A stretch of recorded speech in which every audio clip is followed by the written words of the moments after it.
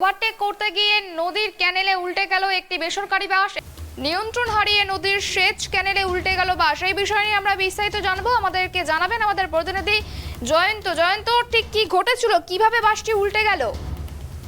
একেবারে দেখো, ঘটনাটি ঘটেছে মোহাম্মদ বাজার থানা এলাকায় মৌরাক্ষী নদী ব্যারেজ যেখানে রয়েছে, যেখানে তিলপাড়া ব্যারেজ বলে, ঠিক তার পাশেই যেখানে খয়রাকুড়ি বলে একটি গ্রাম আছে, সেখানে মৌরাক্ষী নদীর যে সেচ ক্যানেল রয়েছে সেই ক্যানেলের মধ্যেই কিন্তু এই ঘটনাটা ঘটে। 14 নম্বর জাতীয় সড়কের উপর দিয়ে বাসটি কিন্তু রামপুরহাট থেকে সিউড়ির দিকে আসছিল একটি বেসরকারি বাস। তখন আরেকটি বাসকে ওভারটেক করতে গিয়ে বাসটি কিন্তু নিয়ন্ত্রণ হারিয়ে যে মৌরাক্ষী নদীর যে সেচ ক্যানেল রয়েছে সেখানেই কিন্তু নিয়ন্ত্রণ হারিয়ে পড়ে যায় এবং তৎক্ষণাৎ কিন্তু বাসের যিনি চালক রয়েছেন তিনি কিন্তু বাসটিকে জোরে ব্রেক করেন। এর ফলে কিন্তু নদীর মধ্যে কিন্তু তলিয়ে যায়নি বাসটি, সেখানে যাত্রীরা অনেকটাই কিন্তু সুরক্ষিত রয়েছেন।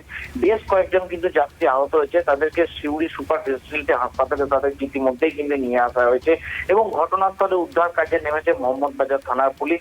এখনো পর্যন্ত তারা গোটা বিষয়টি কিন্তু তদন্ত করে দেখছে। আরো একটি বিষয় যেটি জানতে চাইবো, যে নিয়ন্ত্রণ হারালো কিভাবে বাসটি? দেখো, তোমাকে যেটা প্রথমেই জানালাম যে বাসটি কিন্তু রামপুরহাটের থেকে সিউড়ির দিকে আসছিল, ঠিক সেই সময় আরেকটি বাসও কিন্তু আসছিল। এই দুই বাসে রেষারেষি করার সময় এই বাসটি ওই আরেকটি বাসকে ওভারটেক করার সময় তখনই কিন্তু নিয়ন্ত্রণ হারিয়ে যায়।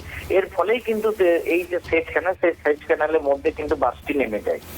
একেবারে অনেক ধন্যবাদ। যে বিষয়টা জানা গেল যে নিয়ন্ত্রণ হারিয়ে একটি বাস অন্য বাসকে ওভারটেক করতে গিয়ে নিয়ন্ত্রণ হারায় এবং তারপরে কিন্তু ময়ূরাক্ষী নদীর সেচ ক্যানেলে উল্টে যায় এবং তারপরে ঘটে এই দুর্ঘটনায় কমপক্ষে 15 থেকে 20 জন আহত হয়েছেন এবং তাদেরকে ইতিমধ্যে চিকিৎসার জন্য হাসপাতালে নিয়ে যাওয়া হয়েছে। এবার ঘটনাস্থলে পৌঁছেছে পুলিশ প্রশাসন।